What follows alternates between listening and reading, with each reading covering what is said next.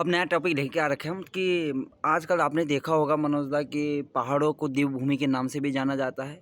और दूसरी चीज़, यहाँ पे प्रकृति पे बहुत ज़्यादा जोर भी दिया जाता है, क्योंकि यहाँ पे प्रकृति का मतलब आप साक्षात ऐसी धरती में जन्म लेते हैं जहाँ पे प्रकृति आपको पूरा देखभाल, जो भी आपको एक जो माँ बाप आप करती है वैसी आपको यहाँ पे जो प्रकृति होती है वो आपकी देखभाल भी करती है। और कई चीज़ें आपने देखा होगा, कई हमने पहले भी सुना है कि अंग्रेज़ों ने जब भी आक्रमण किया तो वो पहाड़ों की तरफ कूच नहीं कर पाए। या तो पहाड़ों में ऐसे व्यक्ति पहले से ऐसे खतरनाक व्यक्ति रहते होंगे कि जो इतने डटकर मुकाबला कर देते थे। और दूसरी चीज़ ये भी देखा है, कई बार हमने सुना है कि पहाड़ों में नेचर को लेकर बहुत, आपने देखा होगा, इस पे प्रोग्रेस होता था पहले। और अब जैसे जैसे आप यहाँ पे देख रहे होंगे आपकी ट्रेनें दौड़ाई जा रही है पहाड़ों में, पेड़ काटे जा रहे हैं, पहाड़ों को काटा जा रहा है, तो ये कहाँ तक जायज़ है और कहाँ तक नाजायज़ है, इसके बारे में आप क्या कहना चाहते हैं? पहाड़ों पे अंग्रेज़ आए नहीं तो गलत है। पहाड़ों पे अंग्रेज़ आए थे, क्योंकि हमारे पौड़ी, चमोली और ये क्या कुमाऊं अल्मोड़ा, ये सारे सब जगह अंग्रेज़ ही थे।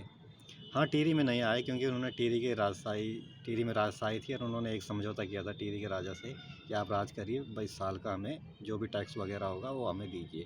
क्योंकि अंग्रेज़ों ने उनकी सहायता की थी शायद 1816 के आसपास, जो सिंगोली संधि हुई थी गोरखों और अंग्रेज़ों के बीच। क्या हुआ था कि राजा प्रद्युमन शाह या, हाँ शायद, राजा जिनकी डेथ हुई थी वहाँ गोरखों से लड़ते हुए झड़ी पानी देहरादून में। उसके बाद इन्होंने टिहरी के जो राजवंश ने, उन्होंने गोरखाओं की से जब वो तंग आ गए थे, जब वो गोरखाओं का आक्रमण बढ़ता ही जा रहा था और कई क्षेत्र इनके हथियार ले थे। क्योंकि पहले सिर्फ टिहरी नहीं था, टिहरी में उत्तरकाशी भी आता था और पौड़ी का हिस्सा भी आता था और देहरादून मसूरी का हिस्सा भी आता था। तो जब टिहरी वो हुआ, तो जब उनकी मिलकर जब लगा कि टिहरी को आधिपत्य कर लेंगे गोरखे, तो उसके बाद उन्होंने अंग्रेज़ों से एक संधि की, जिसके बाद उन्होंने कुछ गढ़वाल का कुछ हिस्सा और देहरादून का अंग्रेज़ों को दे दिया। बाकी अंग्रेज़ों ने उसके बदले इनकी मदद की, जिसके बदले गोरखों को अंग्रेज़ों ने हराया। तो बाकी टिहरी का हिस्सा जो राजा के पास रह गया और बाकी हिस्सा अंग्रेज़ों पे आ गया। इसलिए पहाड़ों में तो अंग्रेज़ रहे ही। दूसरा क्या पूछा था आपने? प्रकृति को लेके प्रकृति हमारे ठीक है, प्रकृति नेचर हमारा ऐसा है पहाड़ों का। जो पहाड़ों से खिलवाड़ हो रहा है वो जायज़ है नाजायज़ है? देखिए, विकास भी ज़रूरी है, लेकिन प्रकृति के साथ खिलवाड़ करना भी ज़रूरी नहीं। आप उच्चतम मापदंड, उचित सर्वे, हाई डेमोग्राफी लेवल में सर्वे करके आप अच्छे से वो करके, अगर कहीं लगता है कि जहाँ सूटेबल है वहाँ करिए, जहाँ नहीं है वहाँ ज़बरदस्ती वो नहीं करना चाहिए, वो करना नहीं चाहिए। लेकिन हाँ, पहाड़ों में विकास की ज़रूरत है, पहाड़ों में सप्लाई लाइन की ज़रूरत है, सप्लाई चेन की बहुत ज़रूरत है। तो पहाड़ों में ट्रेन भी जानी चाहिए, पहाड़ों में हाई कनेक्टिविटी होनी चाहिए, लेकिन ये देखना चाहिए कि किस तरह से ये सूटेबल है।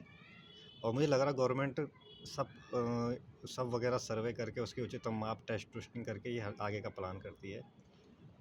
तो ये ज़रूर होना चाहिए, क्योंकि कनेक्टिविटी हाई होगी तो हम भी विकास की और जगह की तरह आगे बढ़ेंगे, हम भी विकास की रफ्तार पकड़ेंगे देश के और हिस्सों की तरह मतलब मुख्य धारा में हम भी आएंगे। आएंगे और चलने का प्रयास ज़रूर करेंगे। मुख्य धारा में हम आएंगे, हमारी कनेक्टिविटी होगी, हमारी भी बाज़ारों में पहुंच होगी और हमारा भी रास्ता सुगम होगा और इससे कई लाभ होंगे।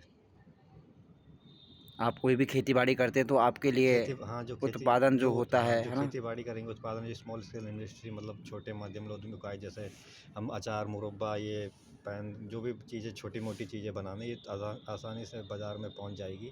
दूसरे जो सामान बाज़ार जो आना है, जैसे सब्जी हो गई, ये राशन पानी जो आता है, तो ये महंगा क्यों हो जाता है? कुछ फ़र्क पड़ता है, तो ये आएगा तो इससे भी थोड़ा सस्ता पड़ेगा, जो तो ट्रांसपोर्ट हमारा थोड़ा सस्ता होगा या उसकी कॉस्ट कम आ जाएगी, उससे भी हमारे उसमें फ़र्क पड़ेगा।